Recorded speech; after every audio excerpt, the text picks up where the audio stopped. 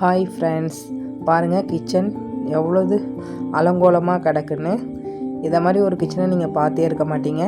இது காலையிலேயே எனக்கு திருவேற்காடு அம்மன் பிரசாதங்க, பஞ்சாமிர்தம். இந்த பஞ்சாமிர்தத்தை அடிச்சுக்க ஆளே கிடையாதுங்க. அமிர்தமாக இருந்தது. பழனி பஞ்சாமிர்தம் தான் நல்லாயிருக்கும்னு சொல்லுவாங்க, ஆனால் இந்த பஞ்சாமிர்தம் செம்ம டேஸ்ட்டுங்க. இது குக்கரில் பருப்பு வச்சுட்டேங்க, அதோட காயும் சேர்த்து தான் வச்சுருக்கேன். தக்காளி, வெங்காயம், பீன்ஸு, கேரட் போட்டு சாம்பார் அதெல்லாம் வச்சுட்டேன். கருவேப்பிலை தாளிக்க எடுத்து வச்சுருக்கேன். ஊற்றி வச்சுருக்கேங்க. மோர், வெந்நீர் குடிக்கிறதுக்கு ரெடி பண்ணி வச்சுருக்கேங்க. புளி ஊற வச்சுருக்கேன் சாம்பாருக்கு. பீட்ரூட் பொரியல் தாளித்து விட்டுட்டாங்க. இதை மாற்றிட்டு இதுலேயே நான் சாம்பார் தாளிச்சிடுவேன். ஏன்னா ஒரே பாத்திரம் நம்ம யூஸ் பண்ணோம்னா ஏன்னா விளக்குறது கம்மியாக இருக்குங்க. இது சுழியத்துக்கு உருண்டை பிடிச்சி வச்சுருக்கேன். கையோடு போட்டு வச்சிட்டோம்னா ஈவினிங் சாப்பிட்லாங்க. சாம்பார் தாளிக்க வெங்காயம் வச்சுருக்கேன். இங்கே எடுத்த பொருள்லாம் அப்படியே இருக்குது. காய் கட் பண்ணதெல்லாம் அப்படியே கிடக்குங்க. இதெல்லாம் க்ளீன் பண்ணணும், அப்போ தான் கிச்சன் நீட்டாக இருக்கும். கீரை பொரியலுக்கு கீரை அலசி வச்சுருக்கேன், அதை கட் பண்ணிவிட்டு தாளிக்கணும். இது வேஸ்டேஜ் ஏற்கனவே போட்டு வச்சுருக்கேன். இப்போ இதுலேயே இந்த காய் கட் பண்ண தோலெல்லாம் எடுத்து போட்டுட்டு இதை அப்படியே நான் செடியில் ஊற்றிடுவேங்க. இங்கே பாத்திரம் சிங்கில் 2 தான் கிடக்கு. ஏன்னா சைட் பை சைட் நான் கழுவி இதை கவுத்து வச்சுருக்கேன் பாருங்கள்.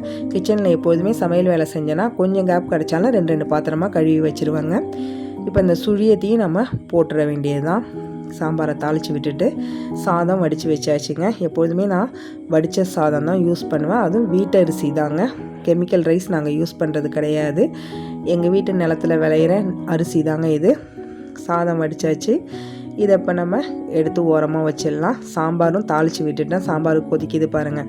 பீட்ரூட் செஞ்சால் அதே கடாயில் தான் இப்போ சாம்பார் கொதிக்குது. இங்கே பருப்பு வச்சு நல்லா வெந்துட்டுங்க. இப்போ நம்ம சாம்பார் கரைச்சி தாளித்து வச்சுருக்கோம் இல்லைங்களா, அதை இதில் கொட்டி கலந்துடலாம். கலந்து ஒரு கொதி விட்டு நம்ம ஏனத்தை மாற்றி வச்சிடலாங்க. எப்பொழுதுமே சமைக்கிற பாத்திரத்துலேயே அதை வச்சு நம்ம யூஸ் பண்ணக்கூடாது. சாதத்துலேருந்து சாம்பார்லேருந்து எல்லாமே இன்னொரு ஏனத்தில் மாற்றி தான் எடுத்து வைக்கணும்னு எங்கள் அம்மா சொல்லியிருக்காங்க. இப்போல்லாம் தான் அப்படி அப்படியே வச்சிடுறாங்க எல்லோரும். கீரை பொரியலுங்க. கீரை கொஞ்சம் தான் இருந்துச்சு, அதை எப்படி மேனேஜ் பண்ணுறதுன்னு கொஞ்சம் தேங்காயை அதிகமாக போட வேண்டியது தான், அவ்வளோதாங்க.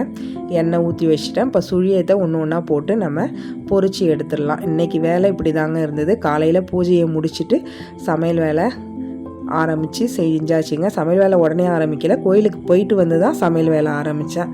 ஒரு 1/2 மணி நேரத்தில் எல்லாமே செஞ்சு முடிச்சிட்டேன். தேங்க்ஸ் ஃபார் வாட்சிங்.